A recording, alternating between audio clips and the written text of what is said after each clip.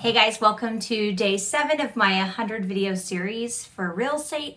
And today I just want to chat about inspections, home inspections in general. And this is just very brief. You can open up a whole can of worms with inspections. But basically what you want to know as a buyer is that you have the right to do your due diligence. So what this means is that once you get under contract and somebody accepts your offer or a seller accepts your offer, you have a specific period of time that you can go in and do whatever inspections that you ask for in the offer or whatever you have negotiated with the seller.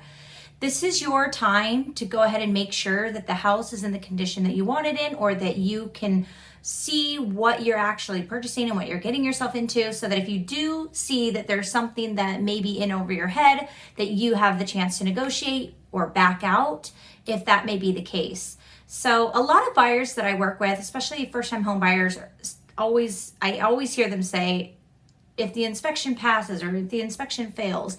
And the reality is there is no true pass or fail for your inspections. It just depends on what you're willing to deal with as a buyer and what you're willing to purchase the property for. It all just depends. I mean, you got houses that are, 100 years old or more, and then you got brand new houses, and there's different things that may come up on an inspection depending on when the house was built, how well it was built, or just how well the homeowner has taken care of it. So here's the deal with inspections. When you go to do an inspection, you are paying out of pocket for this inspector. They are there to pick apart the home, and you're mostly looking at health and safety things of the home that may cost you, or maintenance issues that may cost you time or money or safety concerns down the line. Because at the end of the day, you're paying a lot of money for a house, and you want to make sure you know exactly what you're in for, whether you're staying there for 2 years, 5 years, or for the rest of your life, right? You're paying a lot of money. So what are we getting ourselves into here? So when you're paying for the inspector, this money comes out of pocket. So ask your local realtor, ask your local inspectors who they, or ask your realtor who they use, what they charge, and what specifically they inspect. You're going to want to inspect basements, attics, crawl spaces, siding, concrete, the sewer. You want to take a camera down the sewer line. If it's property, you're going to want to do a well water test. You're going to want to check the septic tank, do pumpings, all of that. Because these are all things that may cost money. Another overlooked inspection is chimneys. Those can cost thousands and thousands of dollars to repair if there's some mason that needs to be redone. So I would definitely chat with your realtor about what inspections do they recommend.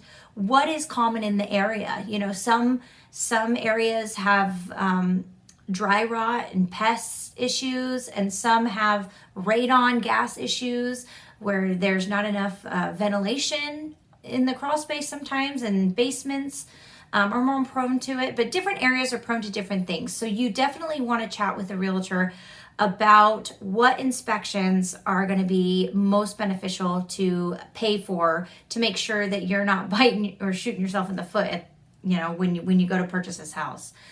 During that inspection period, which again, check with your local realtor to see what time frames you have, and it's their job to keep track of your deadlines to make sure you don't miss anything. But you want to losing my train of thought here, but you want to make sure you're doing the inspections within a reasonable amount of time.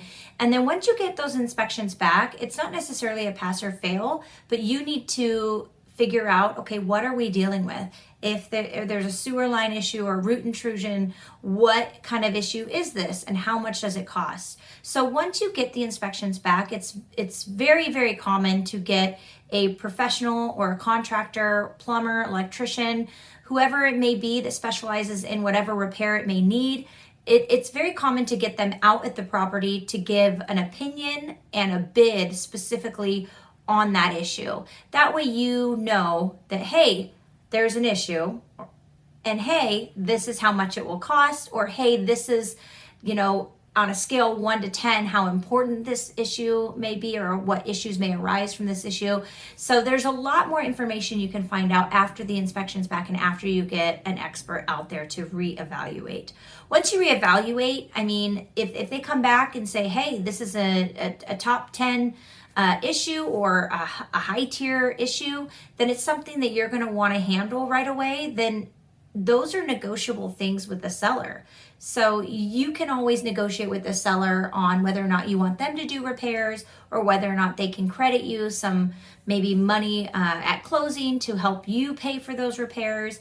But at the end of the day, again, it's about what you as the buyer are willing to buy the property for to handle those repairs, or whether or not you're willing to move forward, if the seller's willing to renegotiate, all of that. So definitely consult your realtor expert, the person who's representing you, because there's a lot that can be missed in a transaction if you're not doing it properly. So again, there is no pass or fail. It's just what you're willing to deal with for whatever price the property is. So make sure you're working with someone who is walking you through all of that and helping you through that process, as opposed to, running for the hills when you see a whole list of items. So again, thanks so much for listening, and I will see you guys tomorrow.